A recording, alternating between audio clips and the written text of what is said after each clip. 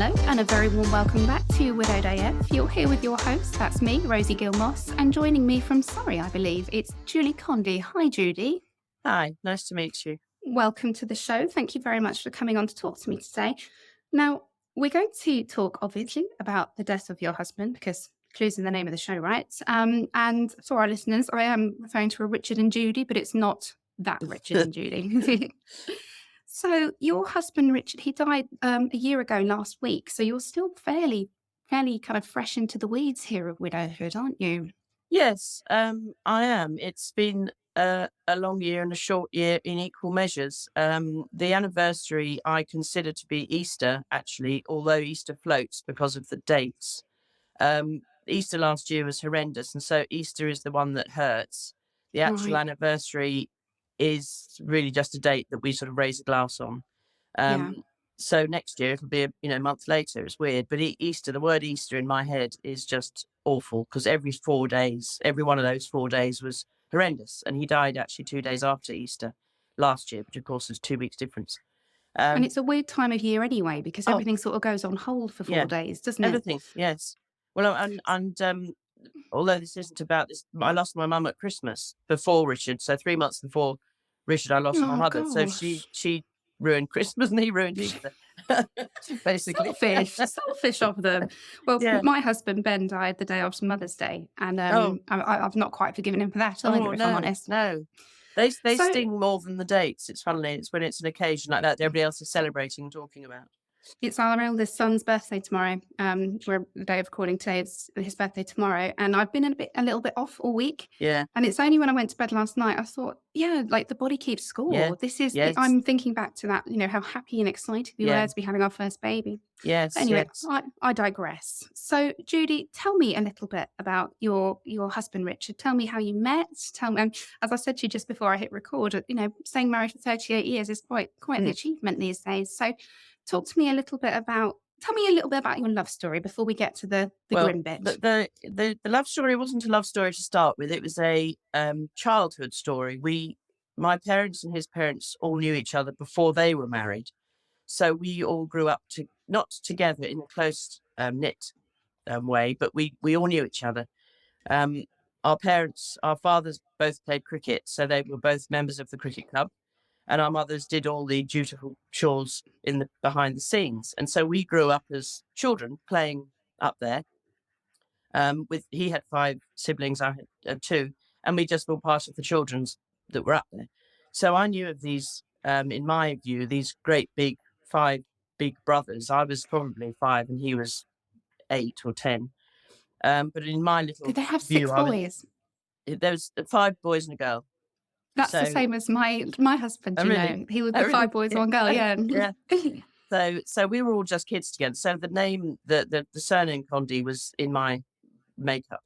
Um, but we knew we weren't close friends. We were, in fact, I was terrified of them all because they used to tease me because they were tall and big boys, and I thought they were frightening. But so we've known each other all our life. We knew each other all our lives, and then our lives went different ways. And Richard went to Brazil because his father worked over there for when he was in oil, and his father worked over there for a few years. So he went away as a teenager, went to university, and so forth. Um, when he came back, he was still local, and my father had just started a sports ground business and took Richard on as a out of university to work for him as a groundsman.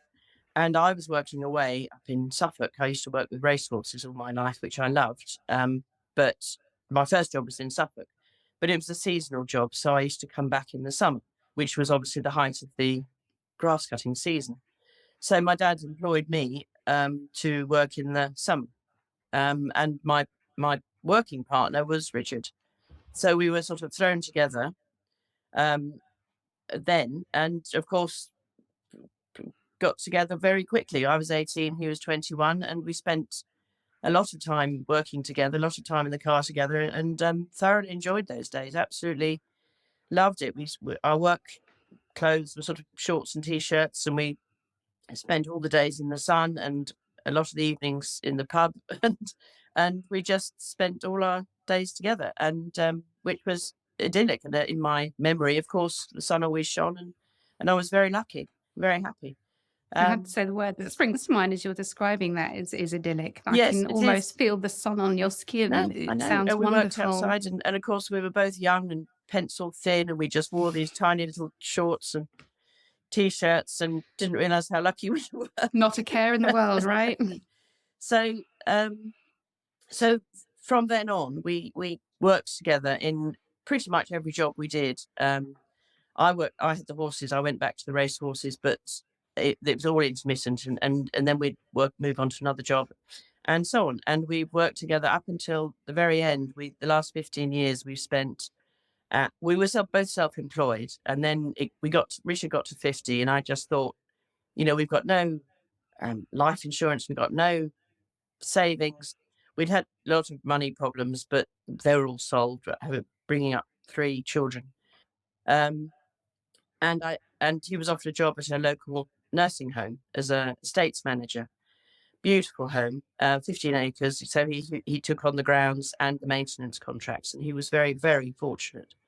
And I joined shortly after, as my racing days, but obviously I couldn't keep it up.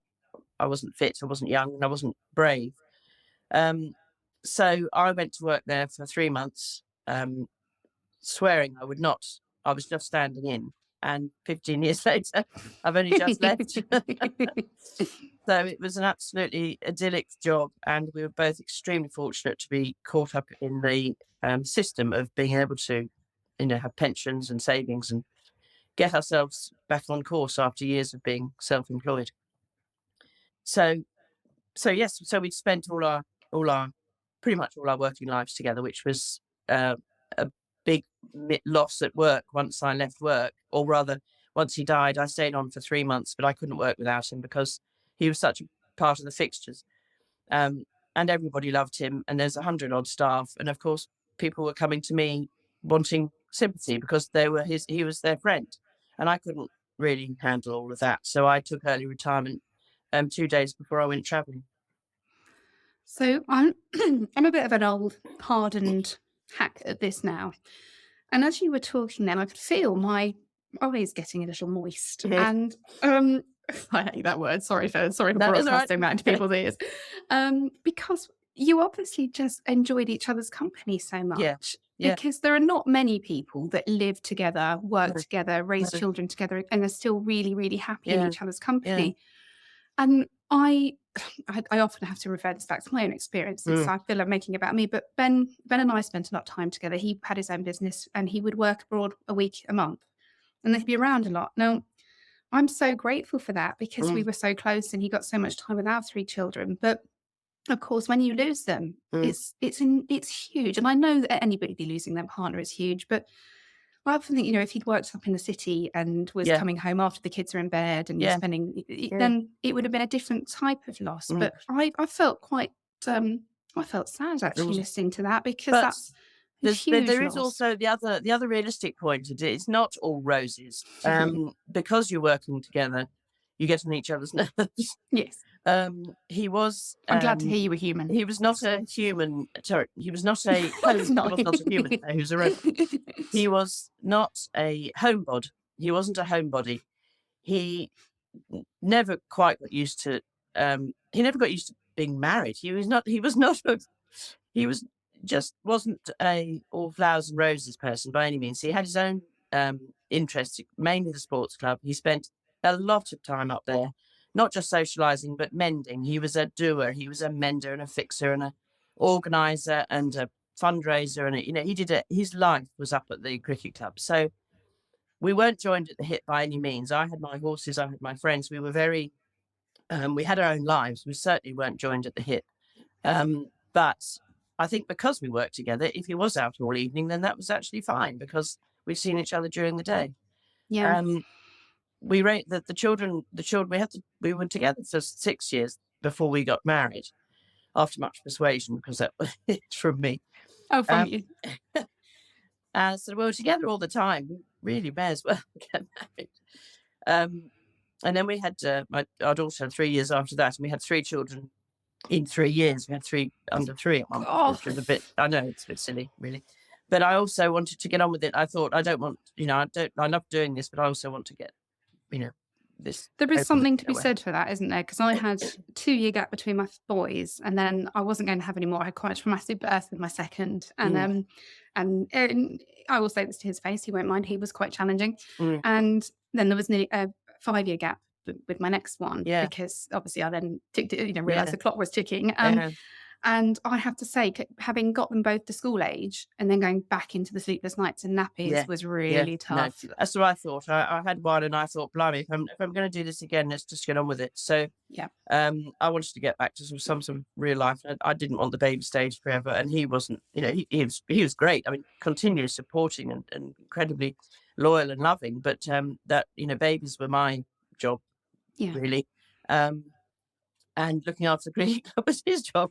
And I think, having said that, most of the house jobs were mine as well. So I seem to have got the short straw. Sounds about right. It sounds about right. I'm So, going to just have to tell you as well, again, sorry, I told you I might interrupt a bit. right. My eldest son is called Monty, and it's because he's not named after Monty Panesar, but Oh, my really? husband, Ben, was a big cricket fan. There we go. Yeah. And we were in the car, and Monty Panesar was on the radio, and I was like, Monty, I've not considered that. So there you go. There's a There you cricket go. connection Well, too. that's yeah, that's lovely. So we So, had the three kids, and they're all now in their mid-30s, all married with young families. So I'm very lucky. Um, Apart from my daughter is in Australia, which is says not certainly not unlucky, but it's a shame that she's not as close as she could be. But then I think so many families these days do have traveling children that end up. I'm going backpacking for a year, and are she went you? 18 months ago. And Oh, then no. my daughter, this was her. She said, "I'm going backpacking," Oh, I when thought she was you were going 18. backpacking, which I thought was a bit No, I did that. I enthusiastic. did that. I've just come back from that. But no, so she was one of those ones that went away at 18 and never came back, fell in love, and so forth. So now I'm very lucky to have the three children. They've been tremendously supportive. So basically, that was our lives. We did different jobs. We always remained local. And as I said, the last 15 years was the the best and the most secure job that we had, and probably the most fun in the sense that because we had security. When you're doing your self-employed and it's all dependent on weather and it's just cash, money hand to mouth. Um, so it gave us a sense of security, but also, ironically and thankfully, the 8 years that Richard had cancer were while we were obviously working at the nursing home. So we had the luck, honestly, luck of being so looked after and without losing money, obviously, without any penalty for the time he had to take off. And ironically, or luckily again, we lived 3 minutes drive from the Royal Marsden, literally in Sutton. So all the treatment he had was on our doorstep. I mean, that was the biggest tick in the box of everything. Um, so yeah, incredibly lucky to be in that position and looked after by the home. I can't fault it. And at the very end, they actually moved Richard in when he was working there until 3 weeks before he died, full time.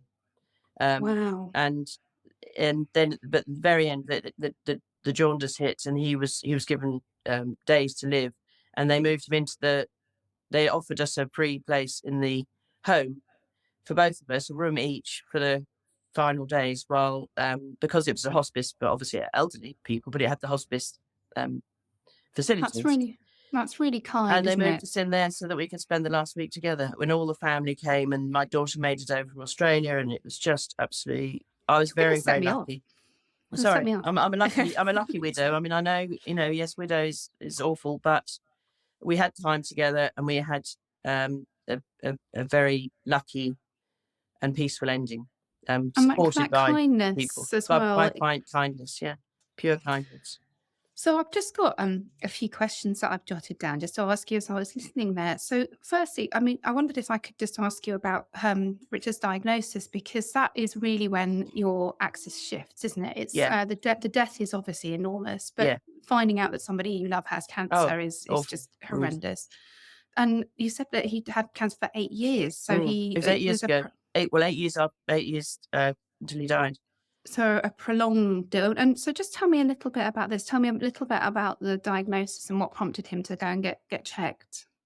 He was prompted by, he was colorectal cancer, and he had bleeding, which he kept to himself. He was a very stoic, brave man, but not, didn't keep it to himself in a silly way. He's not detrimental to himself, but he wasn't a chatterbox. He didn't feel the need to talk about things unless there was a very good reason to talk about things. He would deal with it quite happily. Um, so yes, bleeding took him to the doctor, scans, etc. They found a tumor in his bowel, and which they removed. And always remember this because we had nothing to do with cancer up until then, so all the words and terminology were alien. So they came back from the operation and said, "Yep, that's wonderful, very successful. We got the tumor out. Um, right, that's 80% uh, success or something." And we're both not really listening, and we both got home and went, what happened to the other 20%? Mm. What, I don't understand. They seem so happy." And of course, as time went on, we realised that there's a risk of spread. And although the operation was successful, it had by then spread to his liver, but not into his liver. It wasn't liver cancer; it was on the liver. So the liver was the host. So the liver, right up until the last few days, was fine, but the tumours strangled the liver. Oh my So God. But no, for I don't think I've heard that no, yet. I That's a hadn't new heard that one on either. me. So he had, I think, over the first 4 years, he had two major liver resections. He had keyhole, he had drugs, he had everything going. And then after 4 years, it was classed as terminal. So they said, it's terminal. He was into palliative care. And again, I thought palliative care was when he was Mm. dying. So there's lots of all of this comes, and of course, once you become quite an expert at it after a while, but to begin with, you really don't know what you're doing.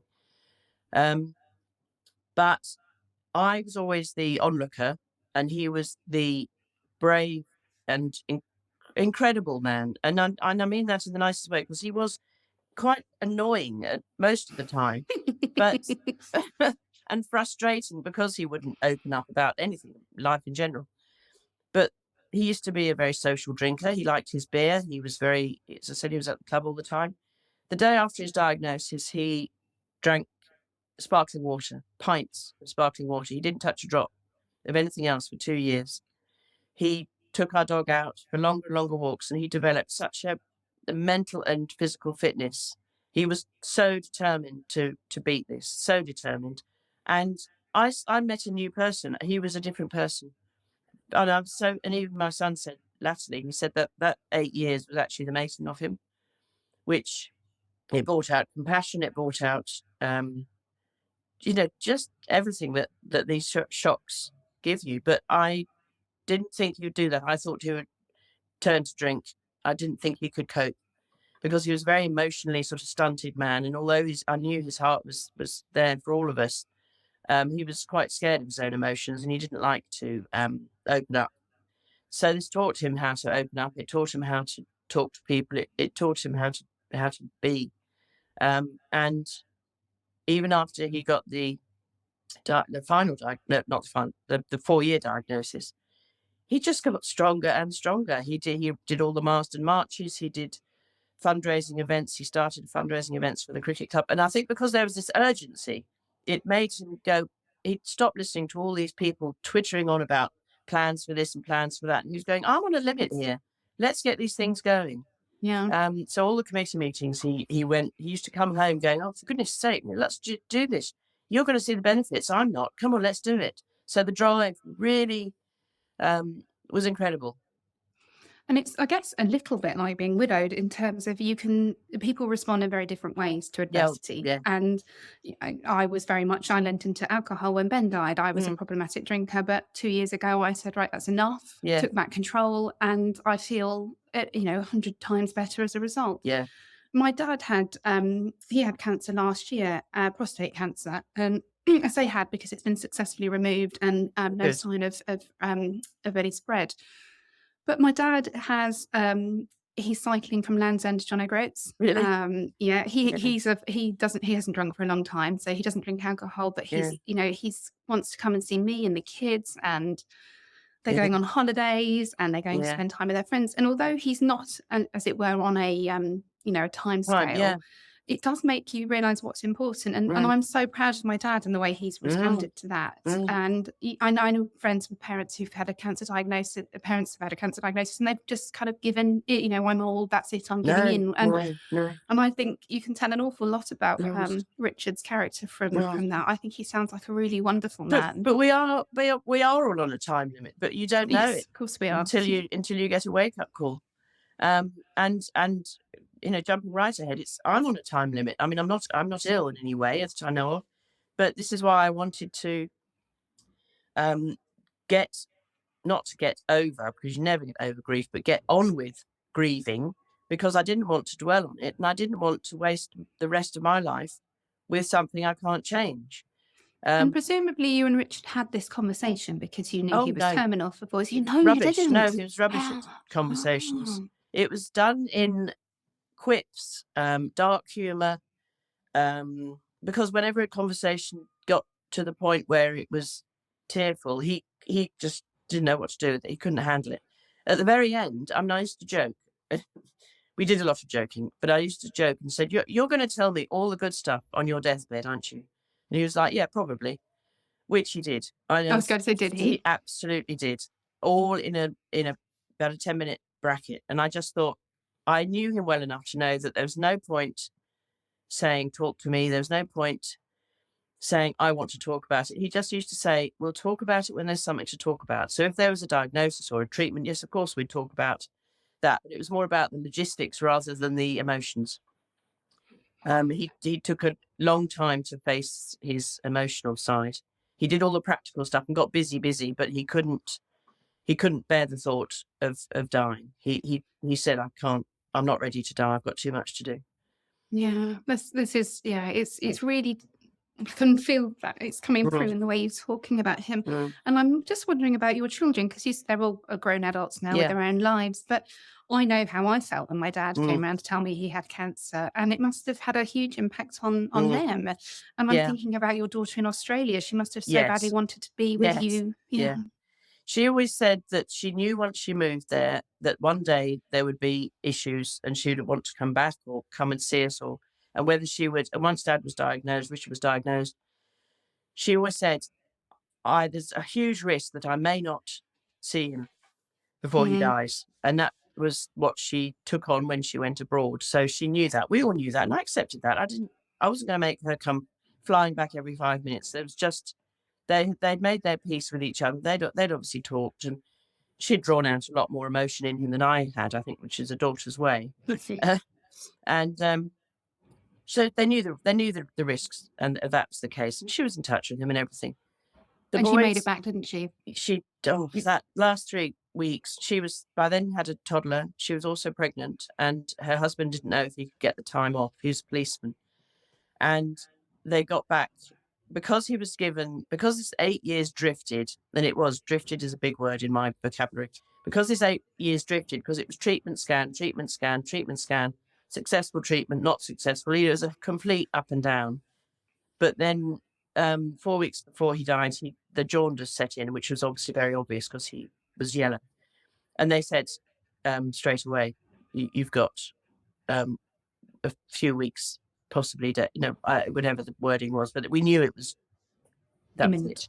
So then my son actually was the one that got onto my daughter and said, "You need to come back." And she got back with the children and the baby, and she'd had problems with pregnancy, and this was an early pregnancy, so this was again another risk. So I had all that worry about her. She made it back. She spent 10 days with him in this environment that I explained, and then he died, and we rushed through a memorial because we did a direct cremation. We rushed through the memorial at the cricket club. We had a marquee and everything set up, and we did the memorial the day before they went back to Australia. So we crammed it all into 3 weeks so that she could be there, and she managed to be there for all of it. And then she Mm. was, obviously shot back home. But within my travels that I've just come back from, I spent a good time with her, and we sorted out all this sort of emotional stuff. So And I she's want to fine talk now. I'll definitely want to ask you about this because in your application, I think you just got back from 5 months I around got back in, I say, Australia. just got back in Fizzler. It's January I got back, yeah. And how was that? You didn't literally backpack? Well, I had a backpack that weighed 6 pounds, and that's what I traveled with. And I didn't hike through the hills, no, but I did a lot of destinations all around the coast. I went all around the southeast coast, went to New Zealand, went to Tasmania, because my daughter's in Perth. So I stayed with her until she had Yeah. the baby. And then I set off on my own for a 6 week solo trip with my trusty backpack.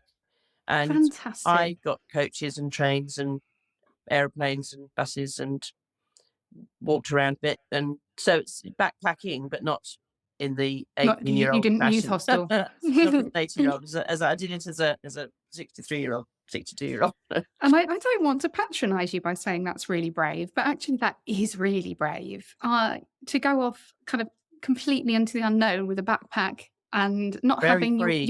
not having your person with you either to Oh, go off and no, do that. But freeing is, yeah. very I was freeing. talking about this the other day with a fellow widow, and we were talking about when you realize that the decisions land with you and only Mm, you.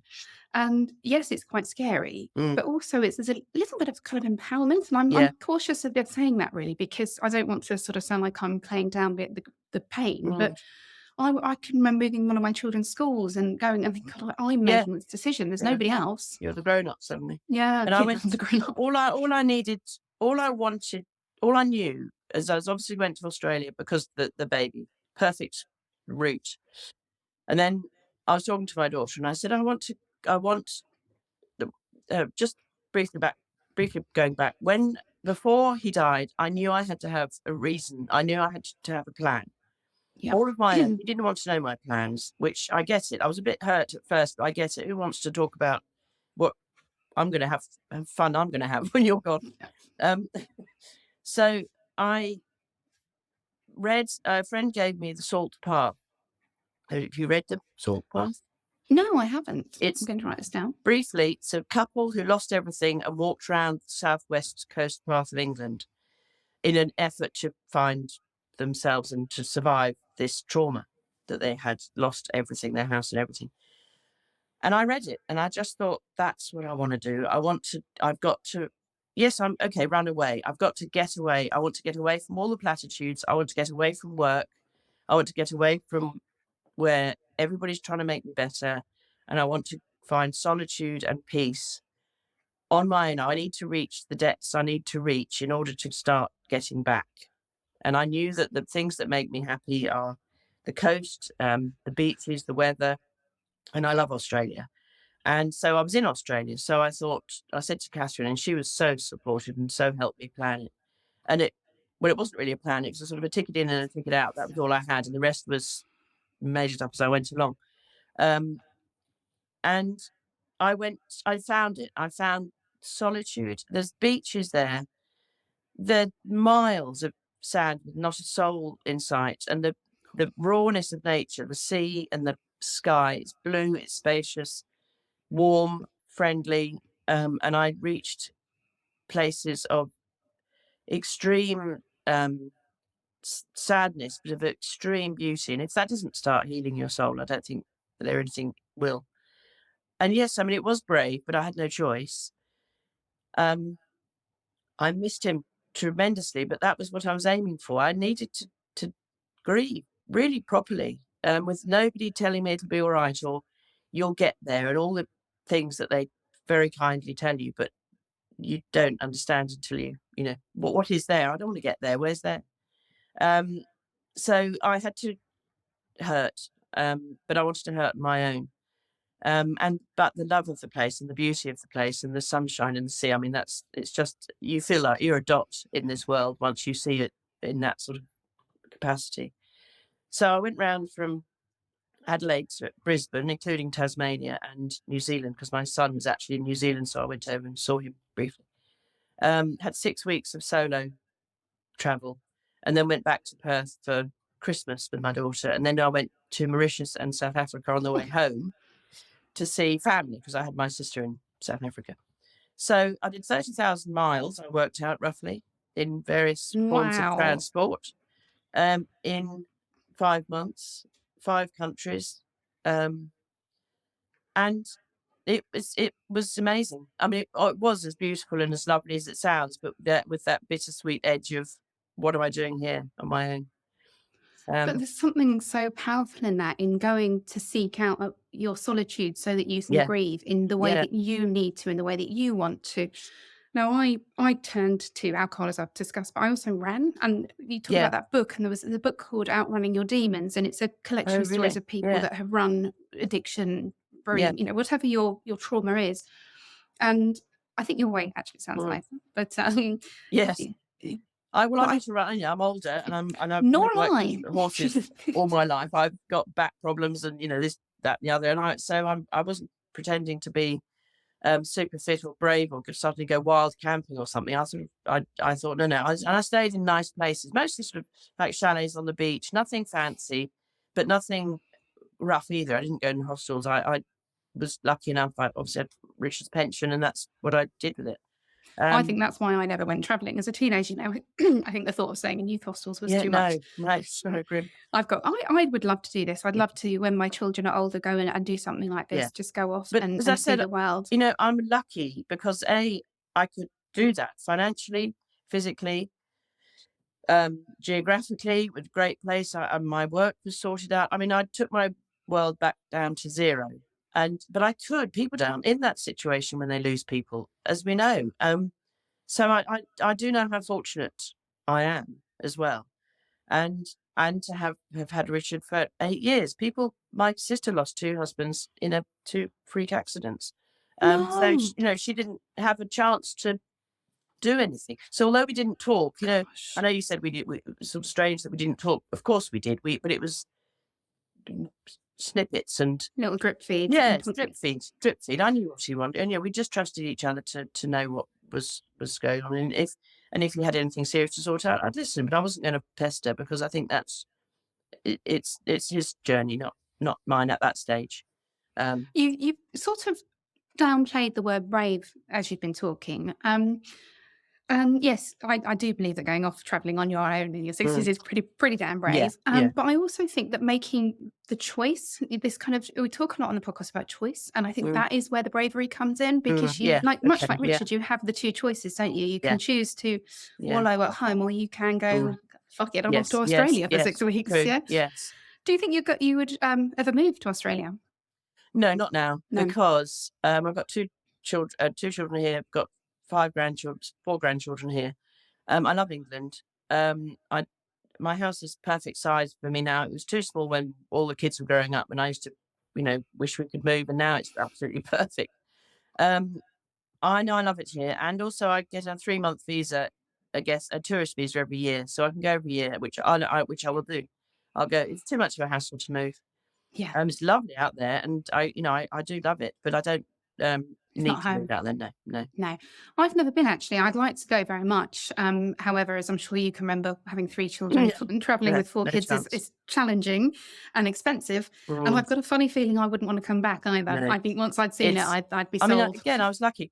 My daughter wasn't in, back of beyond. I mean, she was in a great place, and Australia is a super place to travel because people are so nice. I couldn't travel many places on my own, as safely as I did, and as easily as I did. I was never for 1 second felt scared or bothered, at all. I felt very, very safe. I'm going to be booking my ticket after this, Oh, aren't I? it's One this way. I'm going back in October for 6 Are weeks. you? Yes, Oh, yes. fabulous. Now, something else I wanted to ask you about, which isn't actually directly related to your story, but it popped into my head, and I thought I got to ask.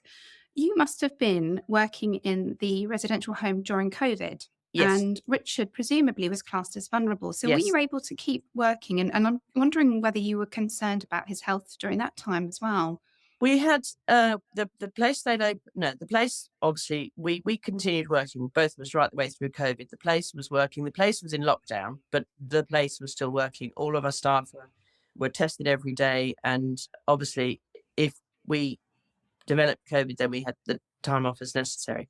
Richard got it 3 times, I think, none of which, ironically, made him particularly ill. The first time he got it was right at the onset before testing was even about. And he only found out later because of antibodies. Um, and he was fine. Yes, he was. He had all the tests. They massive amounts of attention, but he didn't suffer from getting COVID any more than Yeah. anybody else. Weirdly. I just wondered with it being a residential home, and Oh obviously that we no. were hearing all the time about Yeah. how awful it was for people Mm. there. No, we were very lucky. Again, we kept on working. So when you said briefly that Richard and you were able to have a kind of 10-minute conversation towards the very end where he Mm, was able to express, mm, how he felt about you, mm. presumably. I won't ask No, you to no, share that no, unless it's you okay. want to, but and then I'm thinking, so then he's died. You've pulled together this memorial very quickly. I Yes. had a memorial to my husband as well Mm, because of circumstances, but mm. and then how so sorry, let me get my words out. And then you've gone back to work, and I'm sort of guessing here, I'm hypothesizing that it was, going back to be where well, in fact, no, you said at the beginning, going back into this job that you did Yeah. together, that you loved together, and that's what prompted you to presumably go off on your adventures. Well, as I said, that I before he died, I knew that I was going to do something. The Australia idea grew slowly, very, very slowly, drip fed between us. Um, but I took the time off that I was with him in the thing. I took as my annual leave, which was sort of 3 weeks. So going back to work was obvious. To take time to think about when and how really. Um, so I went back in the May, 3 weeks afterwards, and continued my job. Really, just treading water, just as things things developed. Really, um, and then I decided actually I was going to go at the end of the year, and I thought, and I had a brainwave. I suddenly thought, I want to go now. What am I doing? And I said to my son, Yeah, what am I doing? And he said, Mum, it's a no-brainer. Why do you need to stay? You don't need to stay. It was just the fact that it was the structure of my life was go to work. I wouldn't have done well if I'd suddenly stopped work when he died. I would have just been yeah, floundering. Um, but through the summer, through the 3 months after when I was working, the idea of being at home in the dark evenings, as I remember thinking, come September, October, November. And I thought, I can't do this. I can't get home at 4 o'clock in the dark and have nobody here. And I just thought, oh, I'm going to Australia now. And I yeah, said to my boss, what do I need to do? And she said, well, because I was going to retire when I got back from Australia. And she said, well, it would be good if you retired now because then we can find somebody else. And it's the best thing to do. So I said, fine, I'm out. That's it. I'm done. My heart had my heart was very much in the job, but I didn't have enough emotions for the job. It was a very emotionally loaded job. I was a sheltered housing manager. So I was dealing with 25 elderly people in their own units and their little emotional problem, not little, they weren't little to them, but to, you know, small, their worlds are very small. And I was like the old fashioned warden. So like an emotional support and a physical support. And they were looking after themselves, but I was the eyes and ears and the person they went to. And to take all that on board as well, I just thought I not don't feel like I'm doing my job properly because my heart is somewhere else. And so I didn't like that feeling either because I thought I'm not going to take advantage of these people. So then it just all came together, and I thought, no, I'm going to Australia. I'm off. This is my salt path. I'm going off. I really like It's like the word a salt bath, different actually, salt path. Yeah, it's an Australian salt path. Um, and probably a little warmer than going around the south Probably a coast of bit England. warmer. So Yes, a lot warm and dry. Yes, absolutely. So that's so I did make this a rash decision to a good rash decision to just go. I'm off. I'm going. What's and holding have me back? you if you've got grandchildren, how many did you say you've got? Is it We've 5? got 6. You've got 6 Yes. grandchildren. Expensive Christmas it's for you. Yes. Yeah. And do you have sort of I'm just wondering if you've got kind of a memory box or, anything that you've got for the children who didn't get to know Richard? Because Yeah. my husband's dad died, I mean, in a freak coincidence, 4 years to the day Oh gosh. Just looking to what that noise is. It's absolutely hammering it. So Ben's mum has made like bunting with some of his clothes that the Yeah. children have got in their Yeah. rooms and that sort of thing. And it's a strange thing concept because you don't want to force grief onto people No. that aren't actually grieving, but also you want to make sure that that legacy, that Mm, memory is mm. continued. So I'm just curious to know if Well, you've done anything. actually, during Richard's 8 years, he developed an eccentric streak in terms of clothes, which I didn't know about, and I think I might have hesitated if I'd known this was in there. But it was a very much of that sort of solid attitude. I'm dying anyway. I may as well be weird. And he bought lots of colourful suits, and of course, when he did the Marsden marches, he bought dress-up suits to wear. And he bought very garish shirts, and he was known for it anyway. Wherever he Sounds like went, my dad on a good day. he just known for it. He had far far more clothes than I did, and suits in every colour. He found an online cheap suit site, and weekly these suits were coming through. It was just unbelievable. Anyway, and for the funeral, the thing was no, it was bright colours, and all my kids wore his suits. Kids and friends wore his suits. They all had to have them dramatically altered because he was 6'4", and so there was lots of people having dramatically altered suits the week before, but they all wore them for the memorial. Both my sons and a lot of our friends. This is wonderful. Do you have a photo that you would share with me of this? I have, yes. I'd I love to can't see it. find it this Not minute, right now, but obviously. yes, No, yeah. no, immediately. But on the back of that, I've saved, although I got rid of all his other clothes that meant nothing to me, I've got a bag of all the colourful clothes. And literally next Wednesday, I'm meeting a friend from work who does teddies as a hobby. And I'm getting 6 made for the grandchildren. So That's really literally, lovely. I did that with Ben's yeah, clothes and my because I'm never sure how much people know about my life, but I've remarried another John who you met yeah, briefly earlier. He's widowed too.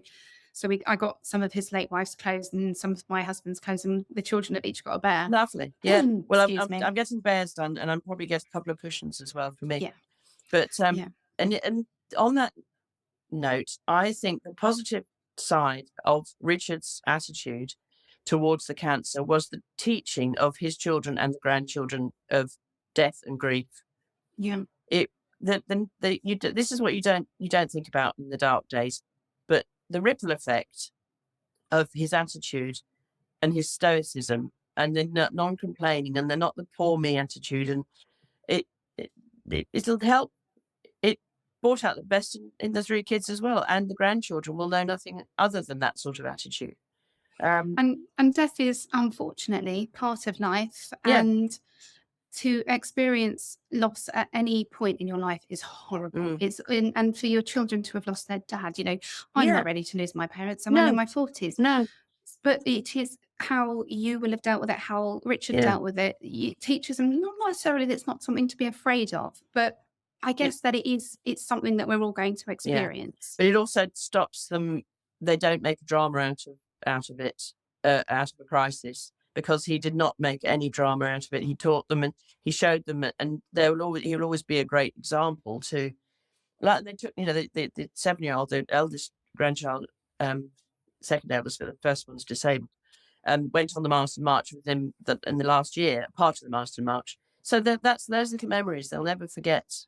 All the stuff that we didn't know anything about, like I said, pre-cancer, I didn't know anything about the Marsden. It was just a place on the hill over the way that other people went to. Yeah, Um, and hearing you talk about that kind of having to become an expert in cancer, yeah, John he said in the end he laminated some pages because every time they got, and Sarah died from bowel cancer, mm, and so every time they got sent to A&E because she had norovirus or yeah, whatever they were calling it at the time, he would present them with this laminated folder because he got so fed up of repeating yeah, every procedure that she'd had done. yeah, And you do. You almost deserve sort of honorary yeah, degree at the end of yeah. it, don't you? Well, I still do. I'm still on the research panel at the Marsden because I didn't go to the Marsden unless there was something serious to be heard, because it was his life. He met the people. It was his little world, really. He had control over it there. If I didn't want me nagging in his ear, so I didn't have much to do with the Marsden until latterly when we raised money after his funeral. and money went to the Marsden, and I wanted to buy tangible things. I didn't want to just put it in the fund. So I bought some put-me-up beds so that relatives can stay next to their loved ones. And they were engraved with his name and a little saying. And I do a What's lot the of that. saying? I do on the things. Yeah. Put Uh, you on the spot, haven't I? Sorry. no, one of them was I think it was "Be kind to yourself," and then Richard Condie and the date, and the other one was "You're in safe hands," and then Richard Condit and the date. So we had that, and then I bought them things for the staff room, which the charity don't do necessarily, or can't do, or shouldn't do. I bought like a really nice new microwave and fridge and coffee machine, all the things that the staff deserved. And I also gave them cakes every month because he used to go out. He shouldn't have gone out. He used to go to the local baker and buy trays of cakes for all the staff every time he visited. And he said to me about 2 days before he died, he said, "Can you deliver cakes to the two wards after I've gone?" And I set up with the rest of the money. I set up a monthly delivery to the Marsden for cakes for that ward. What a so they lovely so idea. so they always remembered him because he was always remembered for his cakes. Oh, how lovely. And also, what a way to be remembered. Yeah. And I like the fact that you've taken into consideration the staff there, because I don't think you necessarily think of that. You think, well, we'll donate, we'll raise money for the fund. Mm. But I love the fact that there's a real tangible No, it had to be. thing. Yeah, Yeah, thing is a terrible word, definitely. but And I we look. sent some I sent a piece on request. I sent a piece of writing actually called Driftwood into them just to share, and they enlarged it and pushed it up on the staff room wall for all the staff to see, which was so sweet. Do you have that with you now? I have it. I do. I was just wondering whether you wanted to read it. I'd love to read it. Cool. Oh yes, I have. I'd love to. It's Cool. not long, but if I may. Go on then. Yeah, you read that. Thank I'd like you. to hear it. Okay. You want me to read this and keep myself together? What's the matter with you? Well, I've got my tissues. That's right. This is Driftwood. I'm not heaving with unbearable grief anymore, as the ending gave me incredible pride, relief, and overall peace. I am, however, totally weak with sadness. Tears fall freely without drama, creating a wetness under my chin, which I let drip until the tank has overflowed and is back to a weight I can carry again. The effort of keeping a lid on my reservoir is far too great, and once the level gets too high, I take myself to a quiet place and gently cry. Drifting through early grief is like a small branch steadily bobbing down a pretty winding river. Sometimes it's a sunny day, warm and blue, cow parsley covering the bank, and the water is calm, moving towards an unknown destination, silver light shimmering like jewels on the surface. Other days, the clouds are dark and menacing, spoiling the view. The river flows violently in all directions, and the solitary branch struggles to maintain stability and avoid getting tangled in the reeds or bashing into the hidden rocks just below the choppy surface. Still heading towards unknown waters, but unable to get out of the course or pull over to the bank to catch a breath. Will today lead to fierce stormy weather and rapids, feeling exhausted and battered, or will I gently float on top of a quiet mill pond, alone in the warmth of the sun, appreciating the peace around me? Will I stay face up or roll face down? Whatever each day brings is unknown until I open my eyes and remember I am that broken branch now, instead of being part of the tree I once was. That tall, lifeless silhouette still appears proud and strong on the riverbank after it dropped me into this river, and I now have to find my way through the rapids and ripples until I reach a more peaceful and familiar place. Maybe I'll be glad one day to get caught permanently in the riverbank and let new life settle on and around me, giving me stability and a purpose once more. All I really want to do is fight my way back upstream with all my remaining strength and find my beautiful tree again, alive with leaves and birds, and reattach myself to it so we can be as one again. But I'm no salmon, and the mighty oak is blackened and bare now, getting further away from me every day. So I'll try and accept myself as driftwood and see where the river of life takes me next. Well, you got me on the finding my beautiful tree again. I I was holding it together until then, and then you brought me back from the brink with "I'm no salmon," so that made me laugh. And that the line just letting your tears come out so that your grief kind of gets back to a weight that you can Yeah. carry again. And Yeah. I am terrible for this. And I would bottle everything up and then it will Mm. come out in, just rage almost. Mm. And what I've been trying to do over the past couple of years is allow myself the freedom to cry. Yes. I don't know whether it's Yes. being mum, you Yeah. you have Well, you to can't. You have to put on a front. Yeah. you do, and everyone says, "Oh, make sure you put your own oxygen mask on first and all this." But I think when you're a mum and you've got Mm. breathing children, you don't. And this letting it out Mm. incrementally has Mm. been life changing to me because I'm not carrying that weight Mm. of the grief all the time. Mm. That's beautiful. That's really But beautiful. thank you. That is actually the the lesson I learnt being away was to cry, not to just. It didn't have to be gut wrenching. All that moves on, but I still do it. I probably cry every day because when I get the feeling, I just let it go, Yeah, and I don't force it, and I don't prevent it. And I'm lucky enough, and as I said, I don't have children that are looking at me. Although I did that the other day. I was outside with my granddaughter. We were working on a little house that Richard built for her at the end of the garden, and I had this robin, and robins are signs, would not let me. It was almost on my shoulder. This robin. It was just there, and I wasn't feeding to anything. It was just there, and I just thought, oh, typical, because he loved this little house he shared with the granddaughter.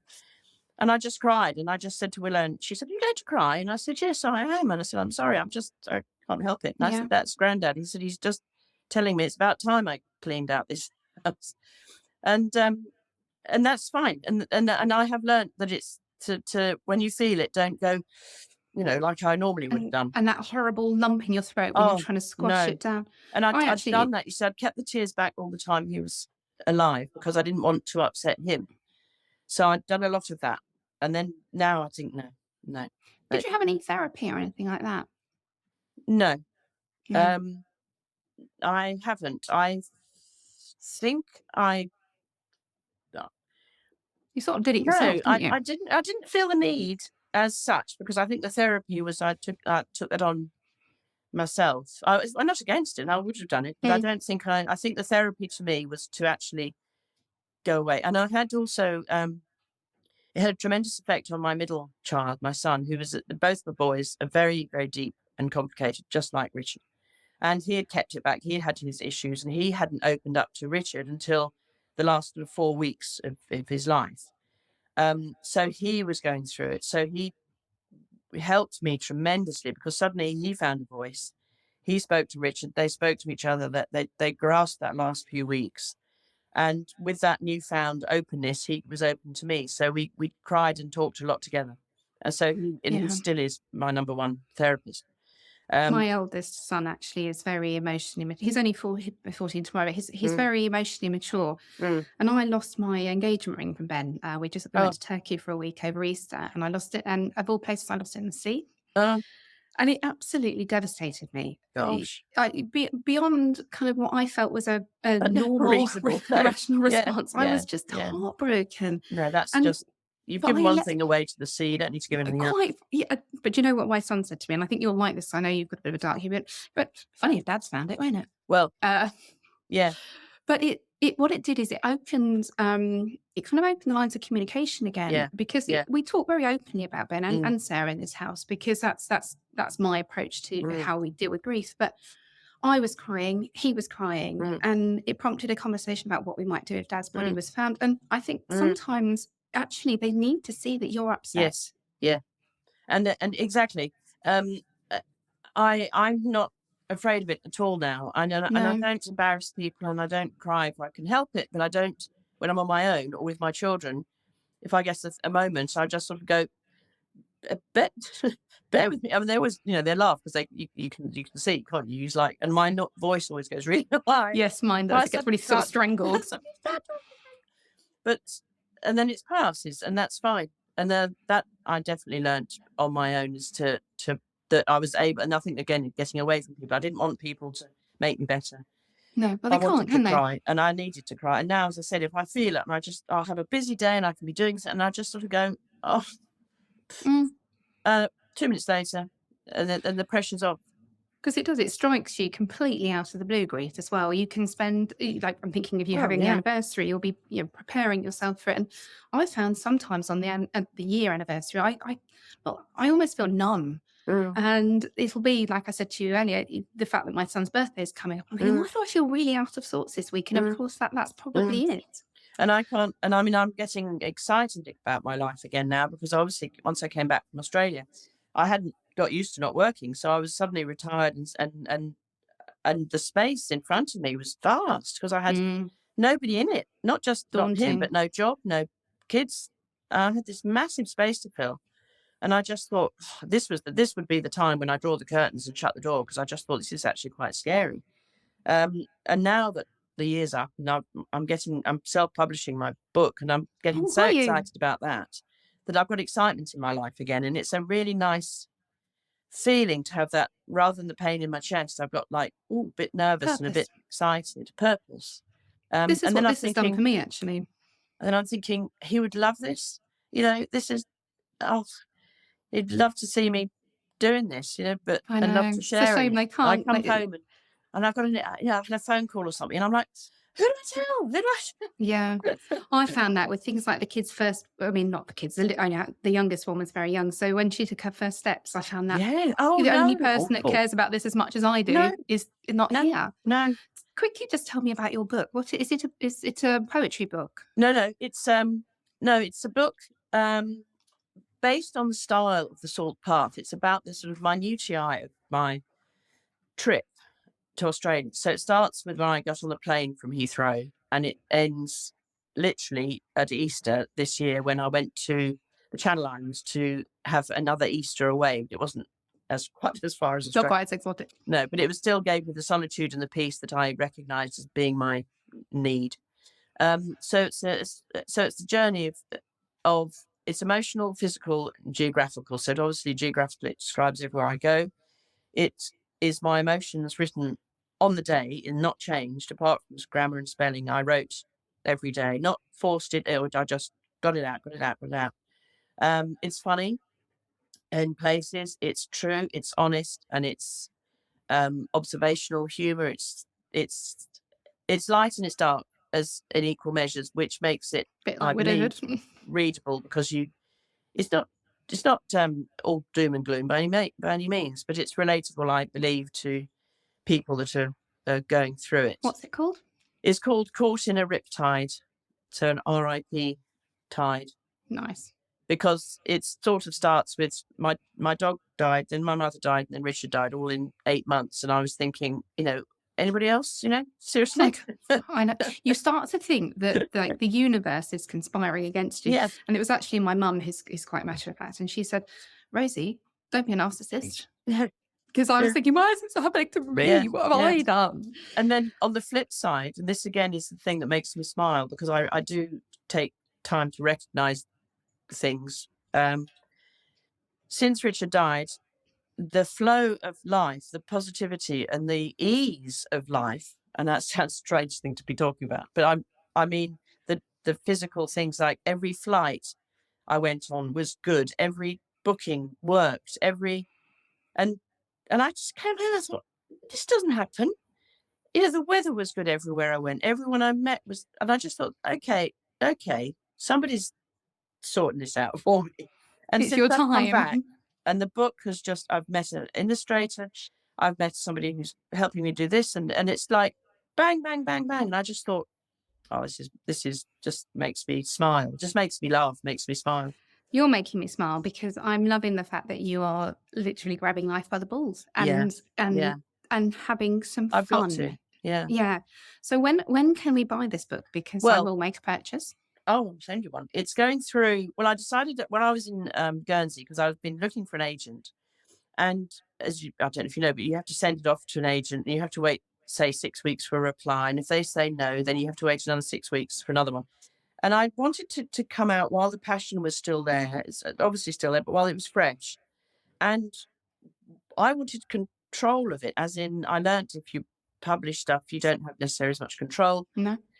etc., etc. And my brother-in-law's a printer, so I worked backwards, and I now know what I need to present, and so he's going to print me some copies, and I have the connections at the Marsden, which I will sell it through the all the places I possibly can, and on Amazon, and a percentage of which will go to the Marsden. So I mean, I'm meeting with the illustrator next week. I've met the planner the week before, and once I've got the thing together, it will go to the printer. So I'm hoping to have it out certainly by July, August. Well, make sure you let me know because we've just started selling WAF merchandise, Oh and yeah. I would happily put an affiliate Oh link so yes. that people can Yes. buy the book. I'll send you a copy, no problem. Yeah, But do, and I'll do you a review as well if you thank want. you. Thank you. Yes. But so it is only about my story. It can only be about my story. No, So there may be people that think, well, yeah, I was privileged to be able to do that. Well, yes, but it wasn't through years of hard graft before no, and and actually, luck. sorry, I interrupted you No, there. yeah, I struggled with when I decided to do this podcast because I'm in another relationship, because I have financial stability, because I have my moments, but in quite a good yeah, place. And I thought, God, I've got, if I was back in that really bleak darkness where I yes, was in having, I was scared about how I was going to, pay the mortgage and all. yeah, And actually, I think people are interested in other people's stories. yeah, Otherwise, people wouldn't listen to this, would they? And also, I think people want a bit of hope. And they want to know that yes, your yes, entire life can implode and it yeah, doesn't mean that it's the end for you mm, as well. mm, So I think people like you, voices that mm, I want to share them with the world, and I think people want to hear mm. them. So positive, it's a positive spin, but it's not denying any part of it at No. all. It's a positive spin on the fact that life can carry on in a different way that you don't want, but you don't have a choice. Well, you do have a choice, but obviously, which path do you take?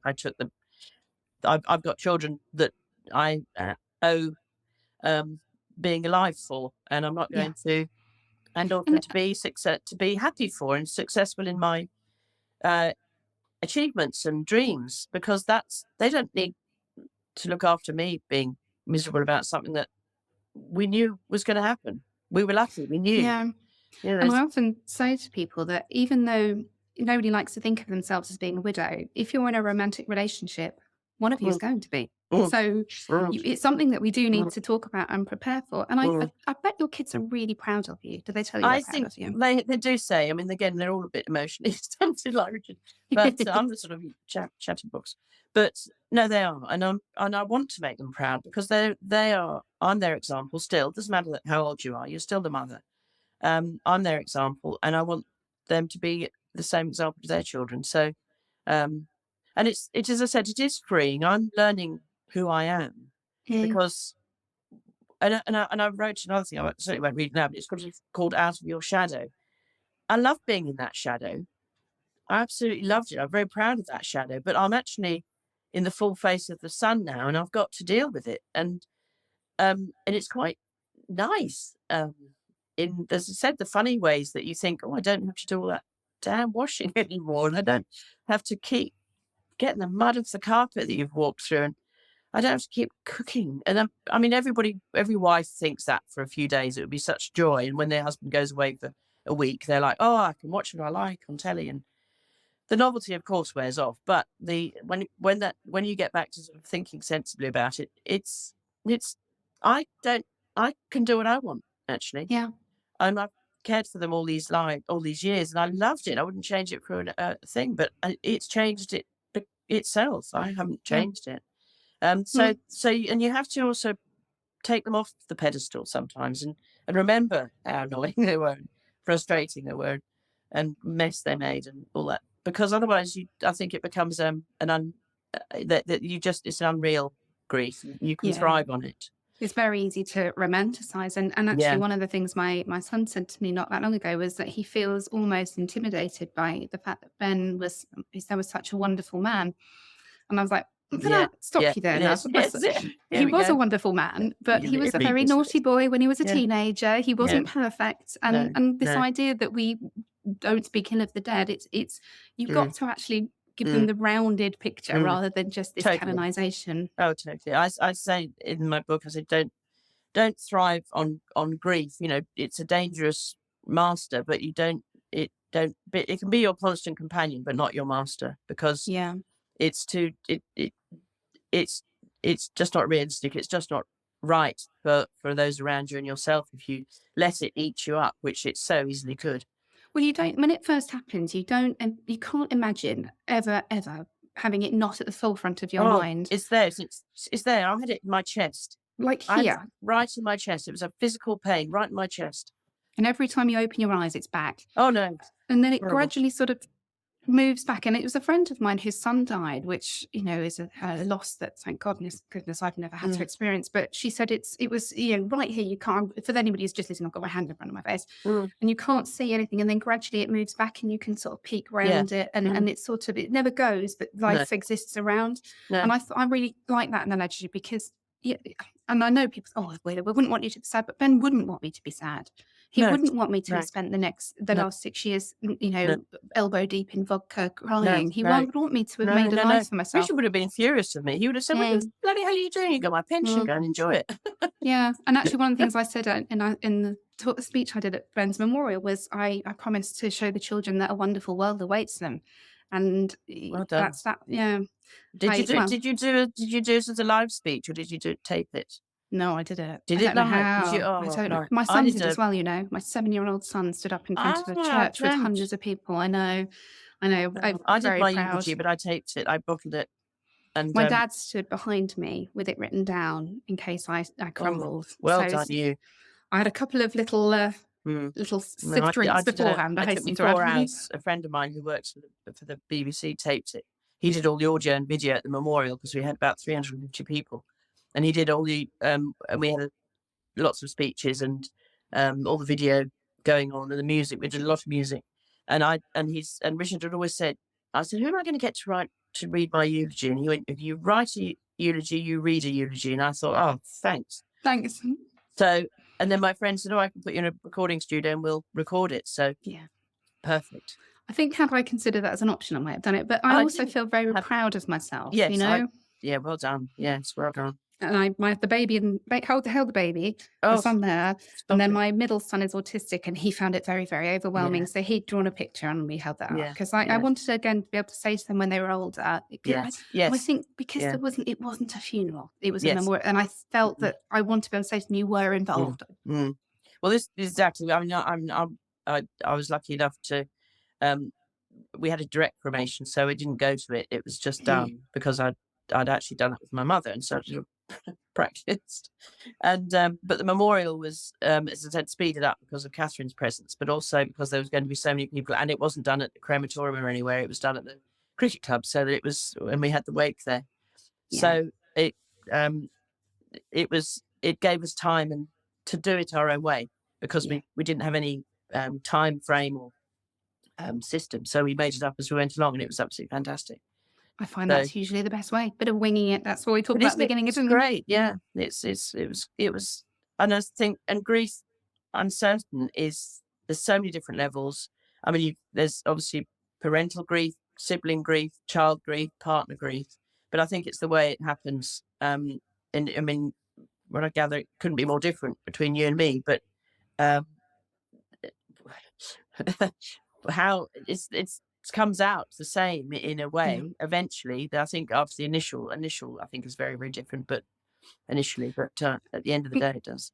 And what I've noticed, so I've recorded about 110 episodes now, and what I've noticed is the trajectory. The stories are all so different, but the Mm, trajectory, because everybody that comes on here has made that choice to live, yes. because you wouldn't come on here and tell your story No, otherwise. no. Excuse me.